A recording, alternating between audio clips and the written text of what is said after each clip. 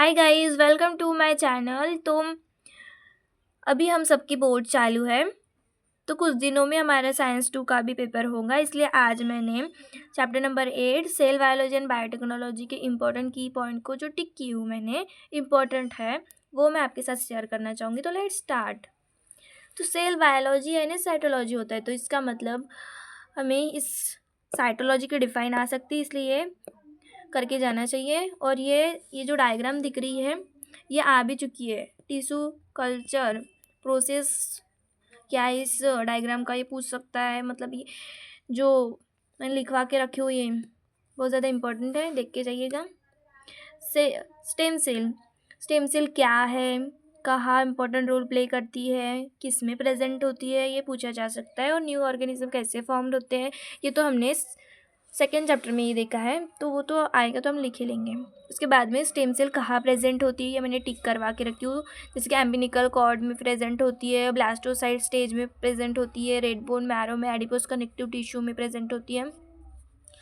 ये टॉपिक बहुत ज़्यादा इंपॉर्टेंट है, इसलिए इसमें से 4 मार्क का क्वेश्चन या 5 मार्क का क्वेश्चन भी पूछा जा सकता है बोर्ड में।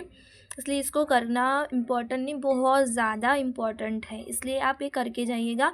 उसके बाद में स्टेम सेल के 2 टाइप है, embryonic stem cell and adult stem cell. तो एम्ब्रियोनिक स्टेम सेल की डिफाइन ये रही, ये आप याद करके जाइएगा।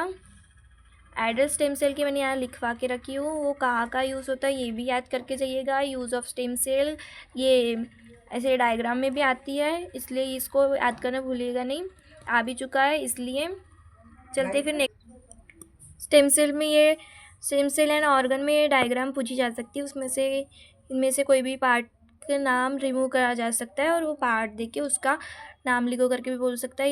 ये डायग्राम आ भी चुके हैं 2020 के पेपर में, इसलिए ये दोनों डायग्राम बहुत ज़्यादा इंपॉर्टेंट है। उसके बाद में ऑर्गन ट्रांसप्लांटेशन, ये भी बहुत ज़्यादा इंपॉर्टेंट है, इसमें से क्वेश्चन पूछा जा सकता है। और ऑर्गन एंड बॉडी डोनेशन भी इम्पोर्टेंट है, पढ़ के जाइएगा। उसके बाद में हम चलते हैं, ये भी पूछा जा सकता है, इसमें से भी नाम रिमूव करके उसका नाम लिखो करके पूछा जा सकता है। और बायोटेक्नोलॉजी क्या है वो भी पूछा जा सकता है। बायोटेक्नोलॉजी की डिफ़ाइन, वो कहाँ यूज़ होता है, उसके यूज़ क्या है, वो कौन से एरियाज़ में यूज़ किया जाता है, उसके बेनिफिट्स क्या है, वो पूछा जा सकता है। इसलिए ये पेज बहुत ज़्यादा इंपॉर्टेंट है, याद करके जाइएगा प्लीज़। इसके बाद में कमर्शियल एप्लीकेशन और बायोटेक्नोलॉजी के 6 टाइप है, उसमें से फर्स्ट है क्रॉप बायोटेक्नोलॉजी। उसमें भी 2 टाइप है, hybrid seed and genetic modified crop. Genetic modified crop के भी 4 टाइप हैं, वो भी याद करके जाइएगा। यानी बहुत इंपॉर्टेंट है ये चैप्टर, बहुत हाई वेटेज चैप्टर है। उसके बाद में हम बायो फर्टिलाइज़र्स क्या है, कौन से बैक्टीरिया यूज़ होते हैं, वो यहाँ मैंने टिक करवाई, वो इम्पॉर्टेंट है। एनिमल हस्बेंड्री उसका सेकेंड टाइप है, कमर्शियल एप्लीकेशन और बायोटेक्नोलॉजी के। फिर ह्यूमन हेल्थ इम्पॉर्टेंट है, वैक्सीन एंड वैक्सीनेशन की डिफ़ाइन भी आ सकती है, इसलिए आप याद करके जाइएगा। ये देखो वैक्सीनेशन की डिफ़ाइन मैंने यहाँ लिखवा के रखी हूँ। एडिबल वैक्सीन की डिफ़ाइन मैंने ऊपर लिखवा के रखी हूँ, दिख रहा है क्या, दिख ही रहूँगा।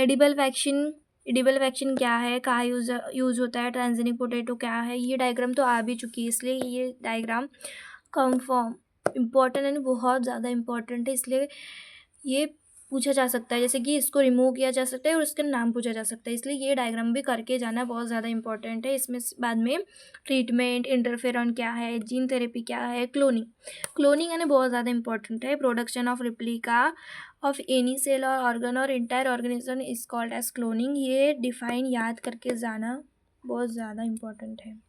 उसके बाद में हम चलते हैं नेक्स्ट पेज पे।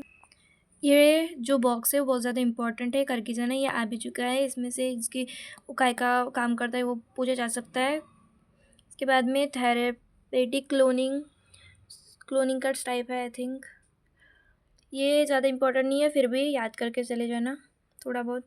ये पेज में बहुत कुछ इम्पॉर्टेंट है, जैसे कि ये जो बैक्टीरिया किस में यूज़ होता है, उनका यूज़ क्या है वो पूछा जाता है, इसलिए ये आया भी है एक बार बोर्ड में बॉक्स में, इसलिए आप ये इसके जो बैक्टीरिया और उसका यूज़ मैंने टिक करवा के रखी हो, आप देख के जाइएगा, पढ़ के जाइएगा। फिर बाद में डीएनए फिंगरप्रिंट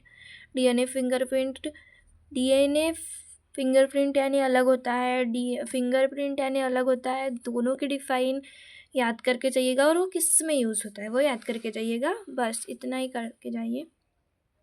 ग्रीन रिवॉल्यूशन, उसकी डिफ़ाइन, वो कब कब किया गया था और किसने किया, उसमें किसका योगदान है करने के लिए, वो यहाँ टिक करवा के रखे।